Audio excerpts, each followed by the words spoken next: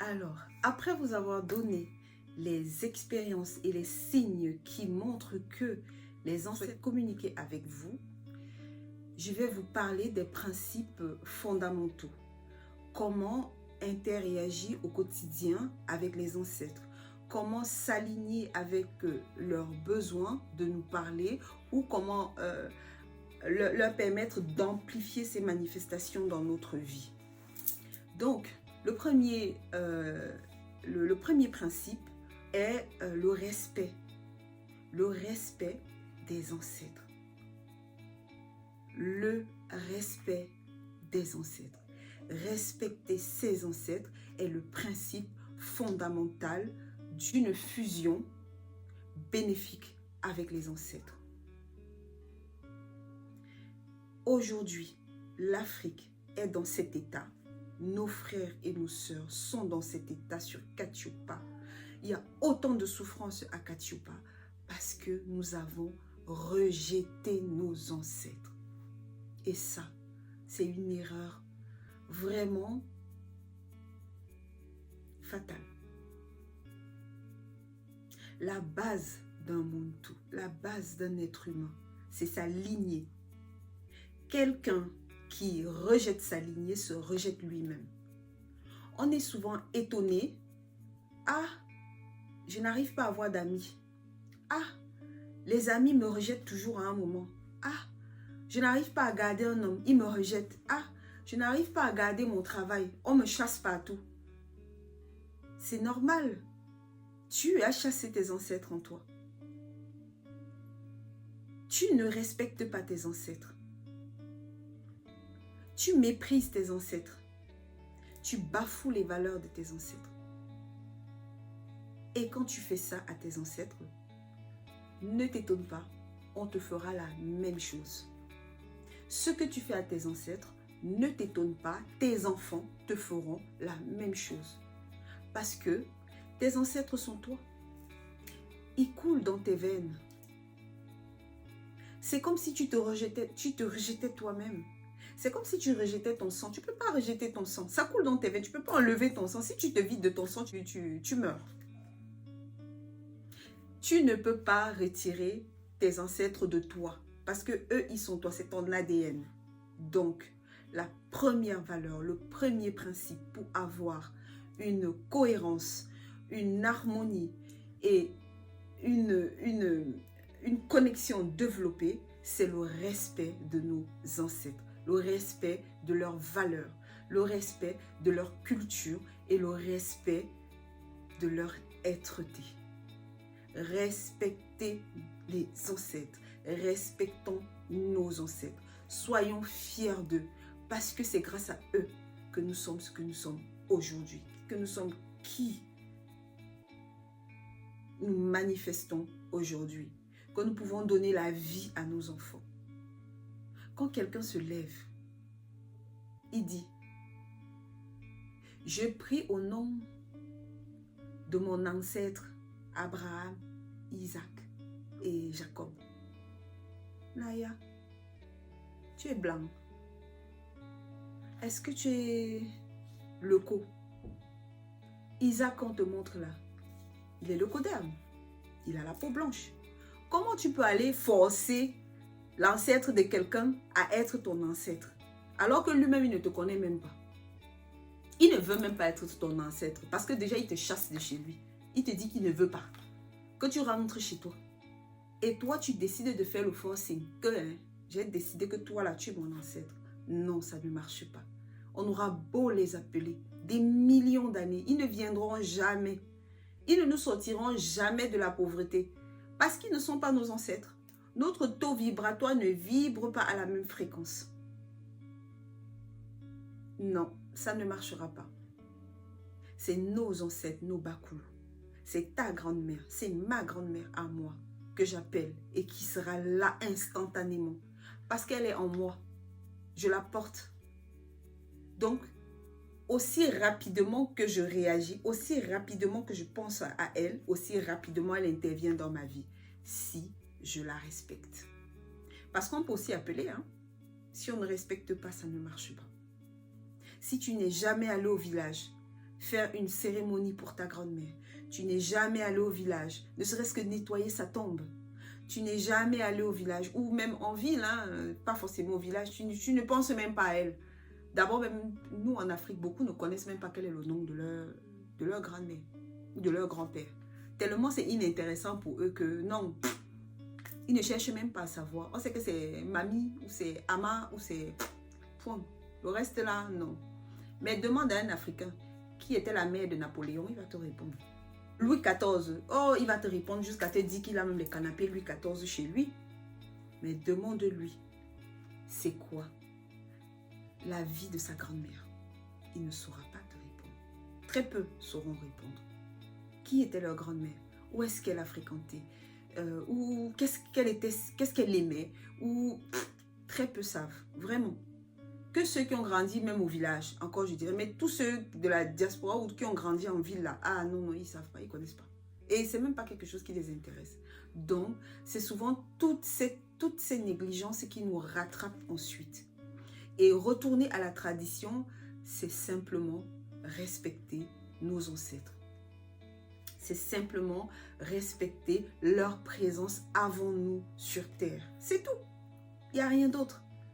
Mais vraiment, quand je vous dis c'est tout, hein. C'est-à-dire qu'à l'école initiatique Kimuntu, on est basé sur le respect des Bakoulou. Point. Il n'y a rien d'autre. Il n'y a rien d'autre. On t'apprend à respecter tes ancêtres. On t'apprend à te connecter à tes ancêtres. On t'apprend à te guérir. À guérir ton sang, à guérir ta lignée. Pour pouvoir expérimenter la vie de façon royale. Mais vraiment de façon royale. Le deuxième principe fondamental pour vivre la tradition au quotidien, pour que les ancêtres se manifestent puissamment à nous, c'est souvent les éléments de la nature. C'est de vivre en osmose avec les éléments de la nature. Savoir interpréter, savoir expérimenter, savoir s'harmoniser avec les éléments de la nature.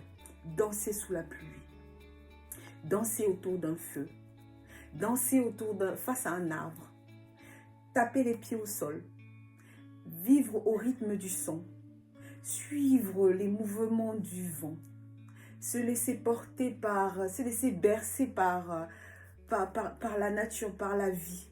C'est magnifique. Ça guérit. Ça, c'est fondamental. La nature nous guérit instantanément par des gestes simples, comme marcher pieds nus. Vraiment. Tu peux avoir une maladie en toi ou quelque chose qui te dérange, ou peut-être même la poisse, comme on dit souvent. Le fait de sortir, de marcher pieds nus d'un point A à un point B, permet que ton corps libère à travers la terre la négation, que le noyau de la terre aspire en toi tout ce qui est négatif et te renvoie des énergies positives. Oui, mais il faut le faire en conscience. Quand tu le fais en conscience, ça marche. Il n'y a rien à dire. C'est ce qui se passe dans les RSK, les retraites spirituelles Kimuntu, dans les rites, dans toutes les cérémonies qu'on fait à l'école initiatique Kimuntu. Ça nous permet de nous nettoyer, de nous purifier, de nous harmoniser avec les éléments de la nature. Il y a aussi la science Ngataki, la science Kinkoko, qui amène à pouvoir interréagir de façon consciente avec les éléments de la nature. Ça, vraiment, c'est... Il faut expérimenter pour comprendre. Parce que quand on peut expliquer souvent comme ça, on se dit, ah non, machin, c'est une façon de parler, est-ce que ça marche vraiment? Oui, ça marche. Oui, ça marche. Ça marche tellement bien que les résultats sont exacts. C'est une science exacte. Quand on croit et commence, enfin pas croire, hein, parce qu'en Afrique on ne croit pas, hein, quand on expérimente ces éléments au quotidien, c'est magnifique. C'est vraiment le bonheur. Je vous invite vraiment à essayer. Il y a des soins aussi qui accompagnent bien, les soins Ngataki, les soins Kinkoko, qui permettent de manifester cette osmose avec la nature. Donc, il ne faut pas hésiter. prenez rendez-vous, c'est pareil, le lien est en bas, prenez rendez-vous et vivez l'expérience. Troisième principe fondamental, c'est les guides supérieurs, les forces supérieures qui nous accompagnent, les guides supérieurs qui nous aident à amplifier la relation avec les ancêtres, avec les Bakoulous.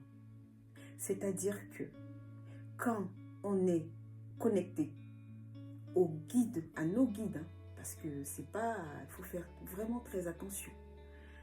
Nos guides, pas les guides du Nganga ou du marabout ou du spirituel qui est en face de nous.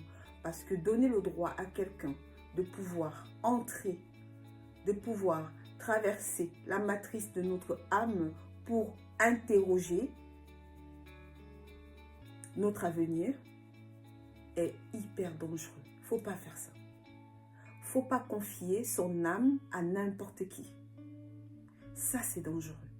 Parce qu'à travers ces pratiques, on ouvre les portes à tout. C'est nous qui donnons la force au mal. Parce qu'une fois qu'il a accès à notre matrice d'âme, on est vulnérable. Il fait ce qu'il veut. Mais je vous parle en connaissance de cause. Hein. Je vous parle en connaissance de cause. C'est-à-dire que quand tu es connecté aux forces supérieures, ce que tu arrives à voir, non mais c'est... faut pas jouer avec ça. C'est très dangereux. D'aller chez les marabouts, ou chez les tradipraticiens, ou chez les hommes spirituels qui accèdent à notre matrice d'âme ou à notre futur. Je ne sais pas si on mesure souvent l'ampleur de ça. C'est ça qui les rend forts. C'est ça qui renforce leur puissance. Il y a beaucoup de spirituels qui sont puissants par vous. C'est pas parce que c'est un don qui a été inné, ou c'est pas parce qu'ils sont en connexion avec leur matrice d'âme, ou qu'ils ont cet appel de la nature à pouvoir aider. Non, ce n'est pas des forces qui viennent d'eux, c'est les forces qui viennent de vous. C'est-à-dire que quelqu'un qui a le don de guérir, mais qui n'est pas conscient de son don, pas conscient pourquoi? Parce qu'il ne se connaît pas, parce qu'il ne sait pas que dans sa lignée, il fait partie d'une lignée de guérisseurs, il ne sait pas que ses ancêtres étaient des grands guérisseurs. Il a des manifestations, par exemple dans sa vie, comme ce qu'on a vu en amont, c'est-à-dire il a des désagréments, il a des difficultés, il a plein de choses parce que son ancêtre l'appelle, son ancêtre veut lui parler, son ancêtre veut lui donner des solutions, son ancêtre veut activer en lui son don pour qu'il puisse manifester. Non, il ne comprend pas. Pour lui, c'est des blocages, c'est des difficultés. On cherche, entre guillemets, la facilité. Qu'est-ce qu'on fait? On va voir un tradipraticien. On va voir un marabout. Mais n'importe lequel. Hein. Il suffit que quelqu'un te dise que je connais quelqu'un qui est là-bas. Ah, tout de suite. On y va. Là, même à 5 h du matin, ils sont debout. Parce qu'il faut aller tôt. Il n'y a pas la place. On dit que là-bas, c'est chaud. À partir de 3 h du matin, c'est blindé. Toi, tu portes tes pieds, tu pars. Mais tu ne sais pas qui tu vas voir. Tu ne sais pas quelle force alimente cette personne. Parce que toi, avec tes dons innés, naturels, que ta lignée t'a donné, tu vas le voir en disant, ah, aide-moi. Je veux garder mon travail. Je veux garder ma femme. Je veux garder ci, je veux garder ça. Il te dit, ok, il n'y a pas de problème. Dépose ton billet ou dépose je ne sais pas quoi. Ou va chercher telle chose que tu apportes. Seulement que cette chose que tu vas apporter, en fait, c'est l'autorisation que tu donnes à pouvoir entrer dans ta matrice d'âme.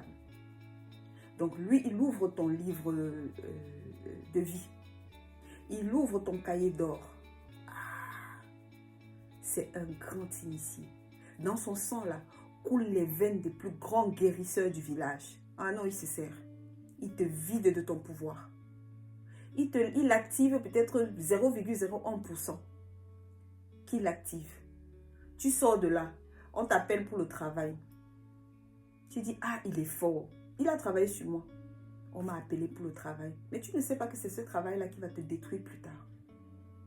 Il t'a juste donné 1%. Il a activé 1% de capacité que tu avais en toi. Mais 99%, il a pris pour se renforcer avec. et ainsi de suite, et ainsi de suite. Des millions de personnes se retrouvent vulnérables entre les mains de personnes malsaines. C'est pour ça qu'il est important de maîtriser qui on est, de maîtriser les essences de connexion qu'on a en nous. Parce que oui, on a beaucoup d'essences, énormément d'essences, mais il faut savoir les activer. Et pour les activer, quoi de plus beau que de s'initier? La connaissance vient donc de quoi? De l'initiation. De l'initiation. Donc, à l'école initiatique Kimuntu, qu'est-ce qu'on fait? On s'initie à la science Kimbasi. La science de connexion au guide supérieur. Ah, c'est pas un jeu. C'est pas la blague. Et ça va très vite. C'est-à-dire qu'on n'imagine même pas. On n'imagine même pas la portée de cette science. Ce n'est pas que tu te connectes au guide de quelqu'un d'autre. Hein. Non. Tu te connectes à tes propres guides supérieurs. C'est-à-dire qu'ils te donnent accès à des annales de ta vie, de la vie de ta famille, qui coulent dans tes veines.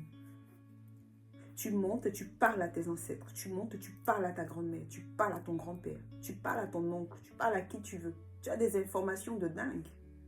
Par toi-même, sans faire du mal, bien sûr. Sans penser monter pour dire que je veux faire telle chose à telle personne. Non. Tu montes parce que tu veux expérimenter le bien-être sur terre.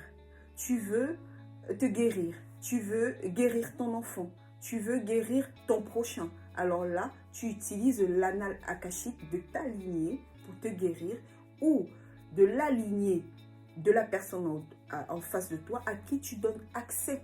C'est pas que toi tu vas, non. Tu prends la personne, tu l'amènes et là où tu emmènes la personne, ça permet qu'elle-même, elle voit sa grand-mère. C'est pas que tu dis que la grand-mère a dit de te dire, sauf si elle te donne l'autorisation. Que vous montez ensemble, elle-même voit sa grand-mère. Sa grand-mère en face d'elle, hein, ou son grand-père en face de la personne.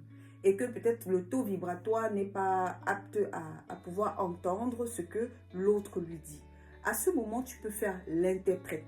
Mais ce n'est pas des trucs ils pensent que... Non, c'est des trucs réels, concrets. En telle année, il y a telle chose qui s'est passée. Ça a été comme ça. Telle personne avait fait comme ça. On te dit, on te donne les réalités. Ça, c'est la vraie spiritualité africaine. Ça, c'est ce que nous apprenons à l'école Kimuntu, l'école initiatique Kimuntu. Ça, c'est le chemin de la tradition. Ce n'est pas... J'ai vu, on m'a dit, non, j'ai expérimenté. J'ai expérimenté. Et je parle en connaissance de cause. Jusqu'à présent, j'expérimente au quotidien. Et je permets à des dizaines et des dizaines de personnes d'expérimenter eux-mêmes. Et les témoignages sont sans appel. C'est un fait. N'hésitez vraiment pas. Manifestez la divinité en vous. Manifestez la grandeur en vous. Manifestez le sang de vos ancêtres qui coule dans vos veines. C'est magnifique. Moi, rien ne peut me sortir de là. Rien ne peut m'effacer ça. Franchement, rien ne peut enlever l'amour de mes ancêtres que j'ai dans mes veines. Parce que je sais qu'ils sont là, je les expérimente. C'est vraiment le bonheur. Donc, c'est cet ensemble de faits qui m'amène à vous inciter à retourner à la tradition, à retourner à vos cultures, à retourner à l'essence même de qui vous êtes. Et quoi de plus beau que d'avoir une expérience, une expérimentation propre, personnelle, sans interférence, sans intermédiaire. Laissons le côté que Pierre, Paul, blablabla, c'est un fait. À l'école Kimuntu, on expérimente de façon concrète. On expérimente de façon concrète. Et quand on est ordonné, on est discipliné dans les cours, ça aide énormément parce que ça nous permet de diminuer tout ce qui est impact médical. Quand je dis impact médical, ça veut dire que quand tu manifestes la vie des ancêtres en toi, quand tu manifestes l'expérience de la spiritualité africaine en toi, tu anticipes. Tu anticipes beaucoup. Des ancêtres en toi veillent. Ils anticipent. S'ils savent que tu vas manger, tu vas sortir aujourd'hui, aller dans un restaurant où on va te donner une bouffe qui a été faite avec un aliment néfaste ou empoisonné, il va t'empêcher de sortir. Et comme toi, tu connais la tradition, tu es un initié, au moment où tu vas vouloir sortir de chez toi, par exemple, et que tu vas te rendre compte qu'il pleut, tu n'iras pas. Parce que tu vas comprendre que, ah, le Bakou me dit que là, maman ne part pas. Assois-toi, parce que là où tu pars là, hein, tu vas aller porter le cancer. Ce que tu vas manger là, hein, va activer les gènes du cancer en toi. Donc, tu vas t'asseoir chez toi et voilà que tu as évité quelque chose de grave. Quand tu communiques avec tes ancêtres, même dans le sommeil, que tu as un événement, tu as un voyage ou quelque chose qui va se passer, ou qu'ils voient un accident devant, ils te préviennent. Quand tu es en harmonie, ils t'empêchent de partir. Quand tu es connecté, c'est quelque chose qui est très important. Très, très important. Parfois, on peut avoir des phases de baisse de taux vibratoire, on peut avoir des phases de faiblesse où certaines failles peuvent autoriser certaines choses, mais en général, ce n'est pas une fatalité. Si c'est une fatalité, c'est que ça veut dire que tu as accompli ta mission sur Terre en tant qu'initié. Tu as donné ce que tu avais à donner. Donc, c'était le chemin de départ pour toi. Voilà en gros ce que j'ai aimé partager avec vous aujourd'hui. J'ai souhaité expérimenter avec vous.